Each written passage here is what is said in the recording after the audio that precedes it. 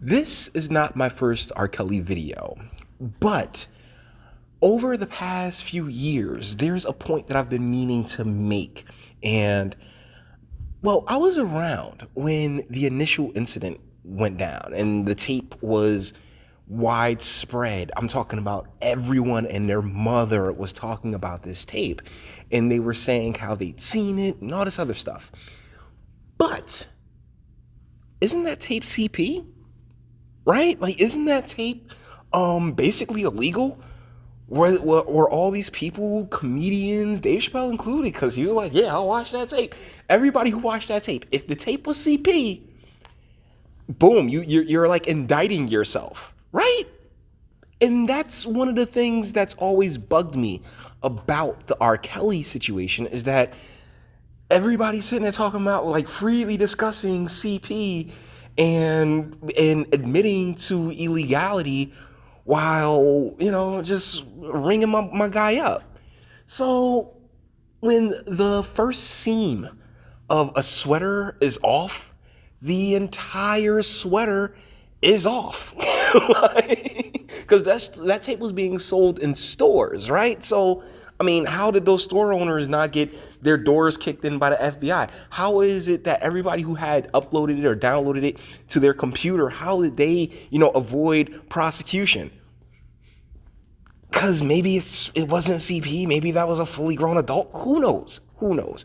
But the saga continues, and we have this article coming to us from the New York Daily News. Live-in girlfriend who defended R. Kelly now calls him monster who urinated and defecated on her. This is written by Nancy Dillon. Okay. First and foremost, baby girl is bad, okay? She is gorgeous. She is absolutely stunning. But once I realized you let a dude pee and poop on you, I'll probably still drive it, but we ain't kissing. And one of the things that rarely gets discussed in schools, right, is in biology classes, is hypergamy. And that's what we're watching right now. This woman is being super hypergamous. And if you're unfamiliar with the terminology, it's basically the grass is greener, so I'm going to go over there, right? It's a big part of the reason why the divorce rates are so high. Or the family really breaks up is because, the woman, she's been with this guy for all these years and oh my goodness, he never reached his full potential. So now I want to go over her there. It's a big part of it. And this young lady is taking advantage of the exact same system in play right now. So let's get into this. One of the two living girlfriends who publicly supported R. Kelly amid his federal indictments in Brooklyn and Chicago now says she's a victim of the accused sex trafficker too. Jocelyn Savage, 24, says the singer choked her until she blacked out, urinated and defecated on her, and forced her to call him daddy and master. So basically had it in line. Yo, you had it in line, pimp. I'm joking. Not really, because she was a willing participant. And if she was underage at the time, then where were her parents? So either way, the thing about people who traffic and the people that get trafficked is that the scenarios are so varying. But if there's no one to traffic, then sex trafficking wouldn't be a thing now, would it? And the reason there's no one to traffic is because each and every individual is born to a household that loves them and cares about them, to two parents that want to guide them. But that's not how we, view life anymore. And that really blows my mind. The Florida native who calls Kelly a monster who held her hostage in his homes declined to buy her pads when she menstruated and forced her to have a surgical abortion at his residence. I've never had surgery done in my life, so that was really shocking and a scary moment for me. He didn't want me going to the hospital because the news would break out, she alleged Sunday. Savage made the allegations in a series of weekend posts on the subscription website patreon.com. So she believes that she can make more money, online as opposed to the cash that R. Kelly was giving her. Because if memory serves me correctly, he was paying them out. Like both of the girls were taken care of, but not well enough. She realized she can make more money this way. Like I said, hypergamous, man. Hypergamous. There were nights where I couldn't sleep. I cried to myself, why did I get myself into this mess, she wrote. Oh. I don't believe you. You need more people. Savage said Kelly initially wooed her in 2015 with compliments on her. Okay, 2015. It's 2019 right now. She's 24 years old. She was 20 when she got down with him. So basically, I'm sorry, you're not a kid. You were an adult. You were a fully grown female adult at the age of 20 who made these choices herself. You decided to stick in this situation, and yet here you come for all the feminists to throw money at. That's really all this is. She said he showered her with attention and shopping sprees until she believed they were in love. And that's when he started manipulating and controlling her. Shopping sprees, attention and shopping sprees. Yeah, money yeah, and it tends to work like that now, doesn't it?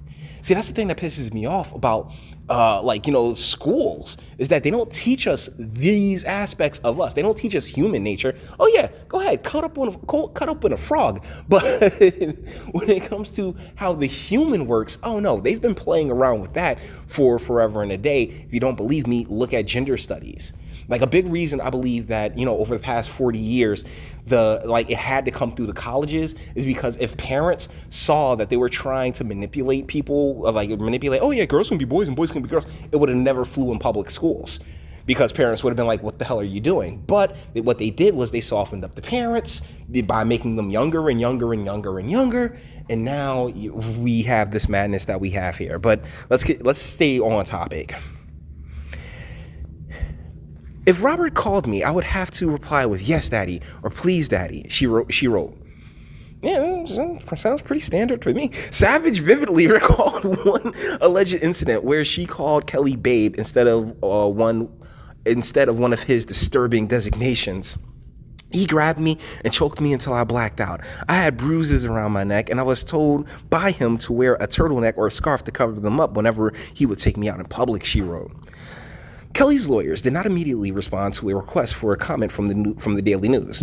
His longtime attorney, Steve Greenberg, reportedly told Variety that Savage was fabricating a story for money because Kelly was not able to support her anymore.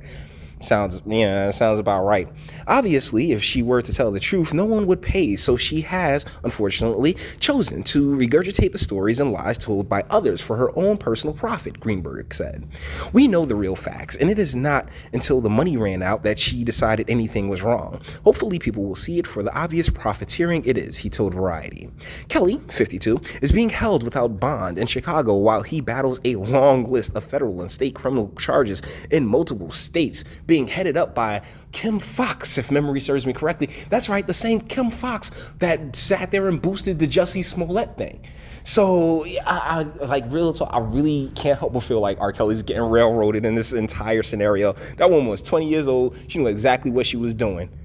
My goodness, his pending 13-count Chicago federal court indictment claims he conspired with two former cohorts to rig his 2018 CP trial through bribery and intimidation, even though, like I said at the beginning of this video, the CP, this was widely distributed. So why, if he went down, literally everybody who saw it should be going down as well, right or wrong. His July 10th New York indictment alleges he ran a racketeering operation that transported girls and women over the state lines for sex and engaged in coercion, kidnapping, and forced labor. Because emotional labor. That's the thing. That's another thing with this whole, the feminine mindset that's really just overtaken, the court systems and the like, is that, it's emotional labor because the trauma that you as a grown adult in many of these cases put yourself into. Come on, man. Miss me, bruh. Savage traveled. No. Kelly faces. No, wow, I was wrong.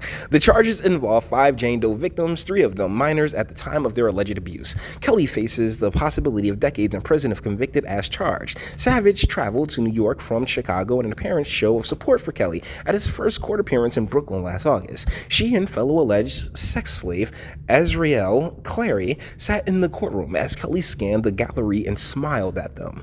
Savage and Clary also appeared side by side in a TV interview with CBS News' Gayle King in March after Kelly was indicted on Illinois state charges of aggravated criminal sexual abuse. Both claimed they were still in love with the singer and not brainwashed. Savage said in a Patreon post Sunday that she had signed the papers and previously felt too threatened and scared to defy Kelly. Oh, yeah, seriously though, she bad. Can we seriously? Yeah, she's sexy as hell. I ain't gonna stunt, but that's the thing, man. Just because it's nice to the eye don't mean it's nice for the guy. Can you dig it? I'm just saying. It's sad. I'm really feeling like this guy is catching a railroading like no one else, because the Me Too movement needed its pound of flesh, and they really, really, really wanted R. Kelly. Oh man. So I can't speak on it. I wasn't there for any of it. But when I sit here and think about like really how all this is played out, particularly including the first piece where I'm talking, guys, everybody, if you were alive at the time, if you knew what was going on at the time, if you were aware, if you weren't just a toddler or something like that, everybody and their mother partook in that video. Yet for some strange reason, it's kicking the doors, right? Either ways, guys.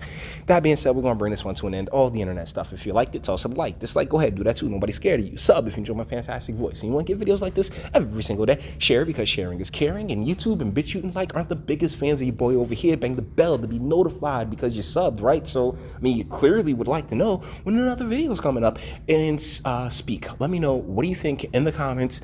Like, am I wrong? Am I weird for this? Like, is anybody else noticed this at all? like, you're sitting here talking about how this is CP, but this is CP that everybody watched. Am I taking crazy pills? Let me know what you guys think in the comments. And until the next one.